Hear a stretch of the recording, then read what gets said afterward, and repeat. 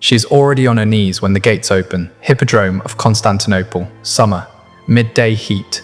The sky is empty and hard, no clouds, no shade. Stone seats rise all around her like a wall of faces.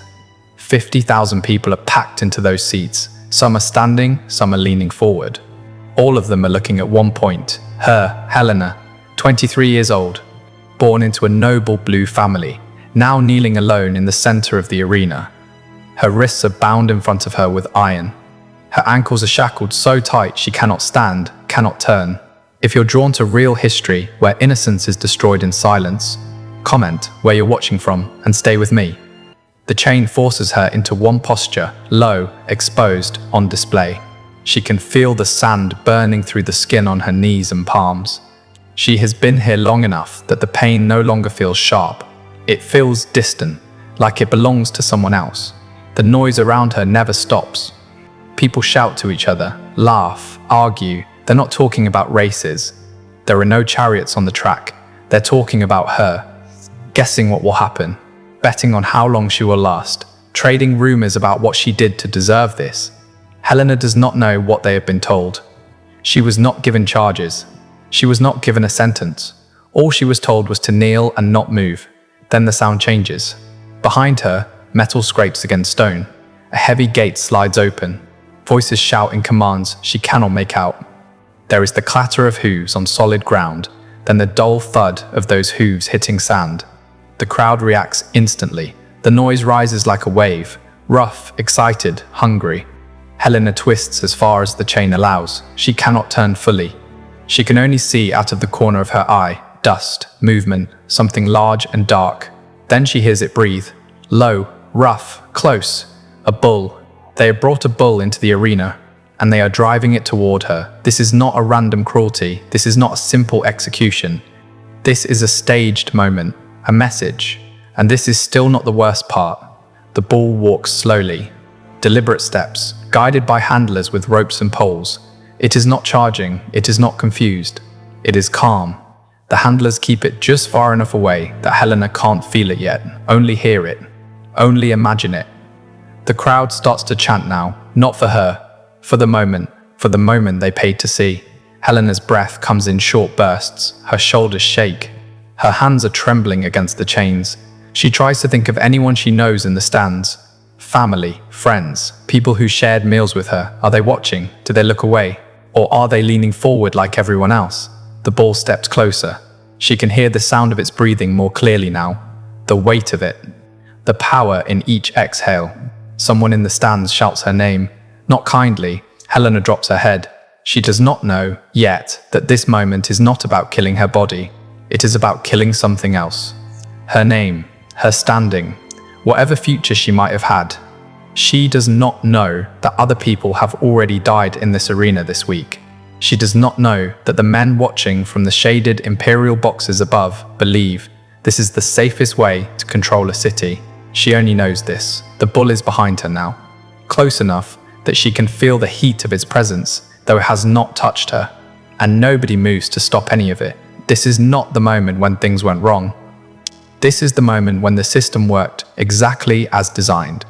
To understand why Helena is here, you have to understand what this place really is.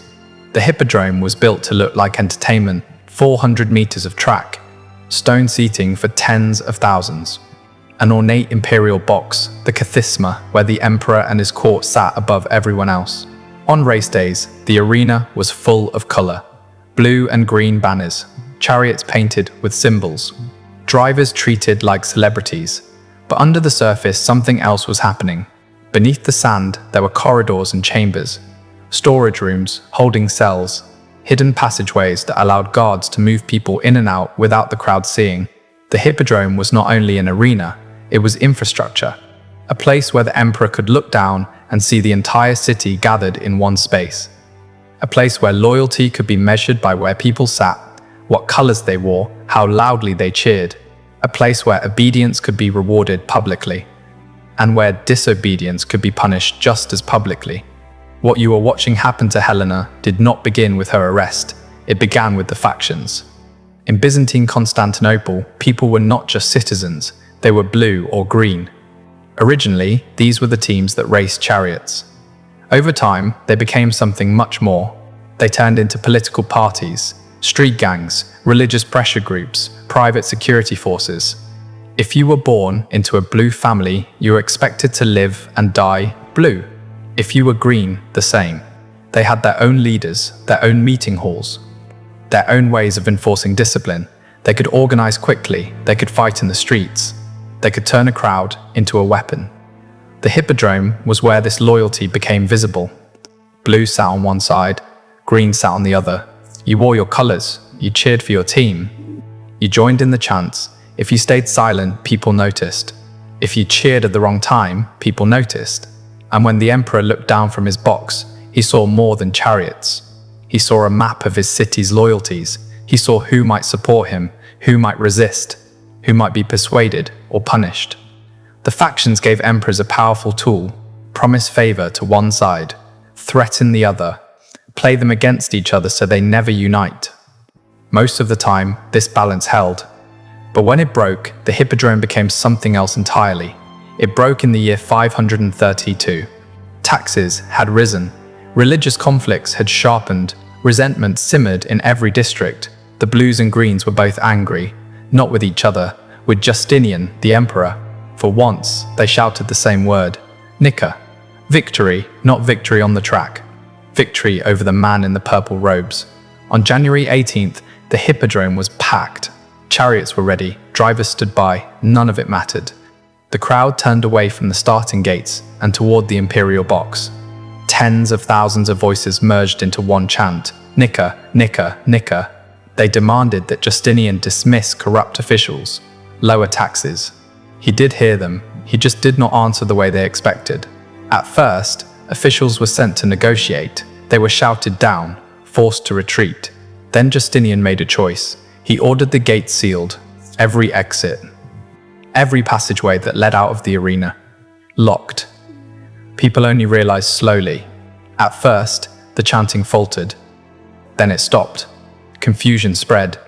Some tried to leave and found the way barred. Panic spread through the stands. They were trapped, not at a race, in a container, with an emperor who had decided to solve his problem in the most direct way possible. Whatever you imagine happened next, the reality was worse. Justinian summoned his best general, Belisarius, a man who would later be famous for campaigns against foreign enemies. That day, his army's target was inside the capital, inside the hippodrome. He entered through a passage beneath the arena with 3,000 soldiers. Heavy infantry, shields, short swords, spears. No archers, no long-distance weapons. What was about to happen would be up close. The soldiers formed a line across the arena floor. Then they began to move up into the stands. The people trapped inside had no weapons, no armor, no training. Most had come expecting races, a day out, noise and spectacle, but not this kind. As soldiers advanced, some tried to fight with bare hands, some tried to climb the walls, some tried to break through the locked gates. They failed. Row by row, section by section, the soldiers moved with methodical focus. They were not there to scare. They were not there to injure. They were there to kill. By nightfall, somewhere between 25 and 35,000 people were dead. No graveyard could hold that number. The hippodrome itself became a mass grave. The message was simple: do not unite against the emperor, ever. The survivors carried that memory home. They told their families, they told their children. But while soldiers were killing the crowd, something else was happening in the stands. Officials were moving through the chaos with lists. They were looking for specific people, leaders, spokesmen, wealthy backers of opposition, and the families connected to them. Some of these people were pulled aside, not killed, not yet. They were kept for something more precise, more personal, more visible. The massacre was only one part of what the hippodrome was built to do. After the mass killing, the arena was quiet for a few days. Then it reopened. Races were not on the schedule. A different kind of performance was planned. 73 women had been taken alive from the stands during the chaos. Wives and daughters of men who had spoken too loudly or stood in the wrong place at the wrong time. They had been kept beneath the arena. No proper beds, no privacy, little food, less water. By the time they were brought up, they were weak. That was intentional. The crowd that day was smaller, around 10,000, but those 10,000 had been chosen. They were loyal, they were influential, they would repeat what they saw. The women were marched out through the gates. 4 days earlier, many of them had watched the riots from the best seats, wearing fine clothing. Now they wore rough garments. Their hair had been hacked short or shaved, faces bruised, eyes red from lack of sleep. They were paraded around the track in a line. Guards walked on either side. A herald announced their names and supposed crimes, supporting treason, encouraging rebellion. Failing in proper obedience, the crowd was urged to respond.